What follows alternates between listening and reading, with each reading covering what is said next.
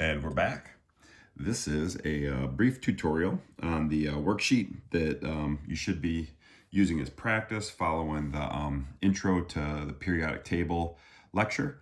If you haven't already, please make sure that you have those lecture notes completed. I did post a couple of lecture reviews that's busted up into two parts. The first kind of being the history of how we got something that sort of starts to look like this periodic table that we're familiar with today, beginning with Mendeleev and his contributions to atomic mass and making bold predictions, to Moseley and atomic number and some of the basic trends. If I talk about things like the staircase, that should mean something to you.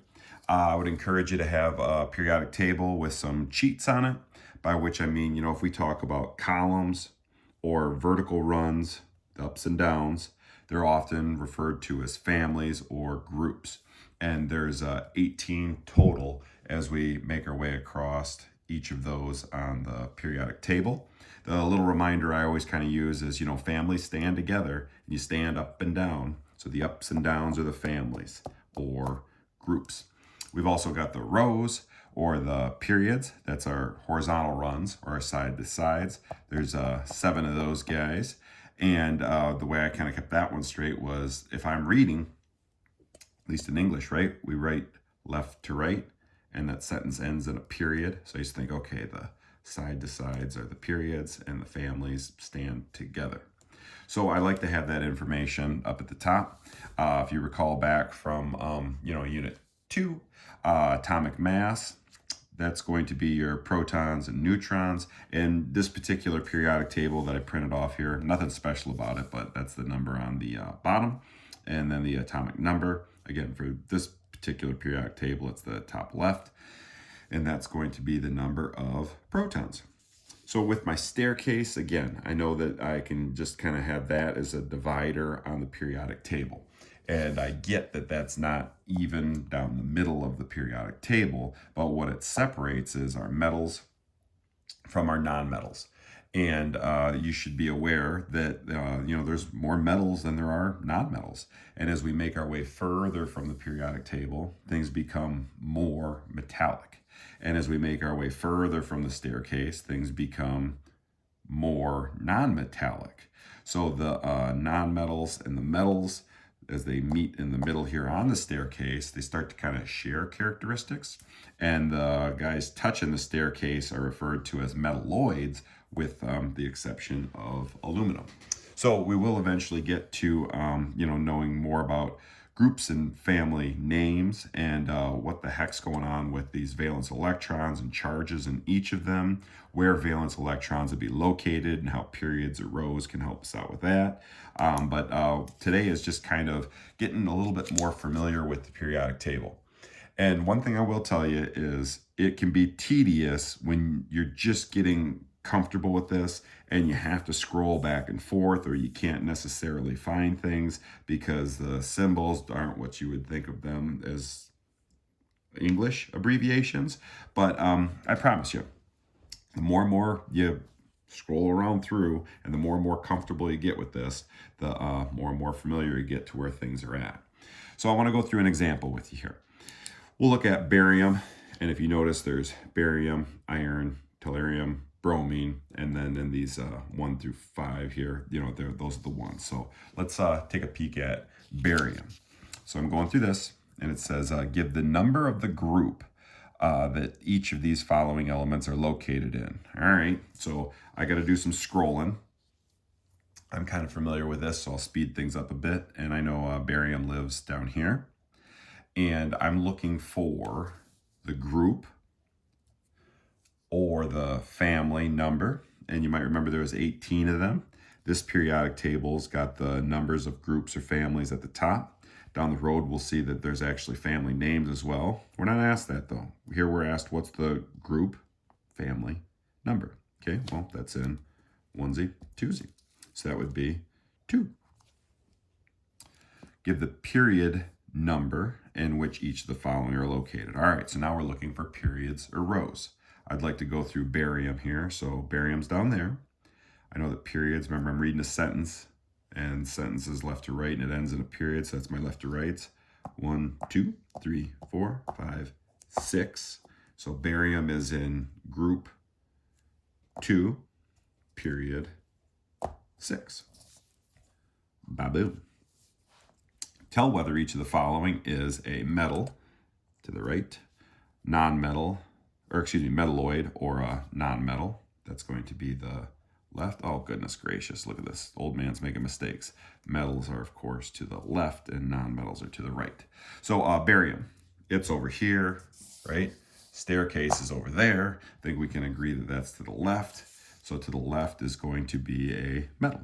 Barium is an example of a metal. If being a metal or a non-metal doesn't mean anything to you, go back, review that lecture, and I give you a list of things that would make something metallic or non-metallic. Give the atomic number for each of the following, okay? I got my little reminder here. Remember, the atomic number is the number of protons. Barium is 56, which means it's got 56 protons in its nucleus. Barium's barium because of that. And the symbols here, barium's actually pretty spot on to how most of us would probably abbreviate it. Notice though that the first letter is capital, and then any following letters have to be lowercase. So barium is capital B, lowercase a. I think we could probably cruise through one more example here pretty quickly, right? Iron lives here. So if I have to find the group number on this one, I can just say, well, there's iron, and it's got the 8 above there. Say yours doesn't have that printed on top for you. 1, 2, 3, 4, 5, 6, 7, 8. All right. So iron's in group or family number 8. Iron's there. So I'm in 1, 2, 3, 4. Iron is in period or row 4.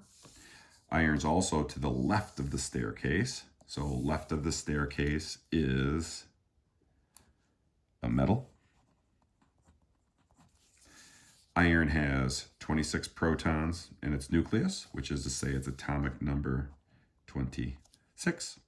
And the symbol for iron is Fe, but to be more specific, it's capital F, lowercase e. And it is important that we write those properly. When we start to get into compounds and stuff, if you've got like caps and lower cases, or just all caps, or just lower cases, it makes it impossible to see where the breaks are for the different elements present. All right, so I'm going to go ahead and just kind of get some other little reminders here on this guy. So the group number. Okay, I know groups are families. Families stand together, and we stand up and down. So that's going to be the vertical guys. And periods. Okay, I read a sentence, and I get to the end of it. I read sentences left to right. Yeah, periods, or sometimes they're called rows. Those will be my side to sides. I remember that metals are to the left of the staircase. Non-metals are to the right. And the metalloids are the guys touching the staircase, with the exception of aluminum. Atomic number, that's my number of protons. And then I know that for like my symbols, that when I write those, if there's 2 letters, I need to have a cap and a lowercase. So the example here, lithium. Do you have to scroll around to find lithium? Perhaps. Lithium is right here though. So if I'm going to start to fill this in, lithium is in group, family, 1, period, 1, 2. It's to the left of the staircase, making it a metal.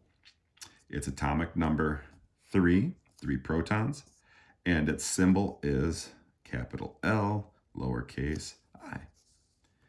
Boron. Scroll, scroll, scroll, scroll. Boron lives here. So maybe yours doesn't have the 13 in front. If I'm looking for the group number, you could just count them out. 1, 2, 3, 4, 5, 6, 7, 8, 9, 10, 11, 12, 13. Okay, so boron's group 13. 1, 2. It's in that second period. Boron, oof, look at this little rascal, right? He's touching the staircase. So boron is going to be a metalloid. Boron has 5 protons in its nucleus, which is to say its atomic number 5. And the symbol for boron, there's just one letter. It's a capital B. So hopefully that sheds a little bit of light on what you need to do to get through this worksheet.